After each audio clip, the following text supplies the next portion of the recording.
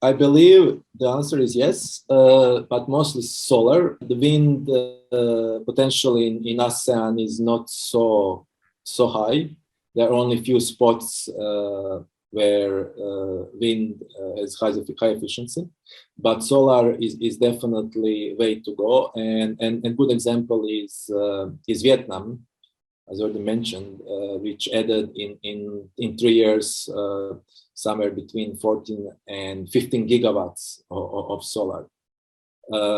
Other countries, Thailand, Malaysia, Philippines, they already have gigawatts of solar installed. And we do have some other countries lagging behind, but it will catch up soon, especially Indonesia, which is giant waiting to wake up. I mean, we see the current issues and problems in manufacturing facilities because of energy crisis, as you mentioned, where most of the solar module manufacturers are experiencing power shortages, and because of that, the cost of solar modules has been increasing. Well, it's been increasing from the beginning of the year because of number of reasons, but lately it's been increasing because of power shortages in China. And this came from actually issues with the coal supply. But as well, as you mentioned, the oil is 7 years high, and same thing with natural gas. Energy from renewables, from wind or solar especially. I mean, the feedstock is sunshine and wind. Or development of something we didn't mention, geothermal. So there's no increase of raw materials or feedstock which we need. It's just there. The cost is still high. Of battery storages. We can see decrease in price in the last 5 or 10 years, but in the near future, the cost of the battery storages combining with renewables is still relatively high. So we are probably looking in next 7 to 10 years by some assumptions that it will be feasible to go in that directions. But currently, the cost is still too high. In the most countries in the world, back 10, 20 years ago in Europe, everything started with feeding tariffs. And some of the countries in Southeast Asia, in ASEAN, adopted that. Some of the countries did not.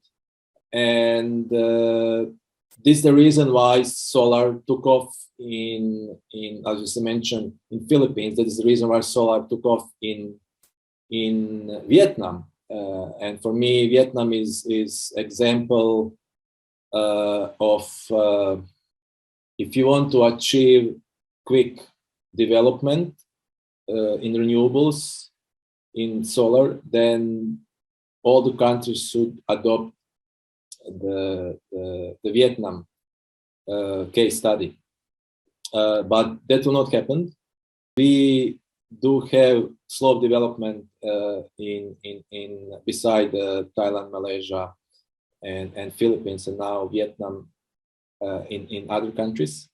So I believe that tax credits would be some of the directions which countries should move forward, and most of the countries already are having this kind of mechanisms. Feed-in tariffs, which would be higher than actual electricity consumers are paying, could work short term. And if we want to accelerate development of renewables in countries which are lagging behind Thailand or Vietnam, then I believe that's actually the way to go. We can see regulations are improving slowly. So what we are waiting currently is renewable energy law, and presidential regulation on renewable energy. So what government did this time, they invited those stakeholders, developers, renewable energy association, solar association, international organizations, so to actually discuss and give inputs what would satisfy, what would attract foreign investment or Indonesian investment into renewables, and trying to accommodate it and develop renewable energy law, which will determine feed-in tariffs for different types of renewables. So this is a good way to go and good development. Only, unfortunately, due to COVID, there's been kind of delayed. So because it's not ministerial regulation, it's kind of it's a law and presidential regulations, but we are hoping that this will come out soon. Second thing we've seen lately, for example, rooftop solar regulation. It's been development of rooftop solar in Indonesia and regulations in the last 3 years.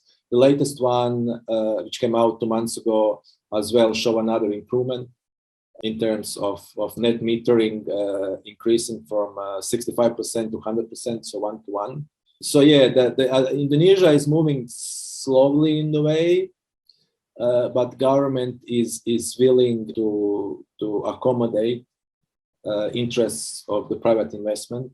And I believe that soon we will have regulations which will attract those investments.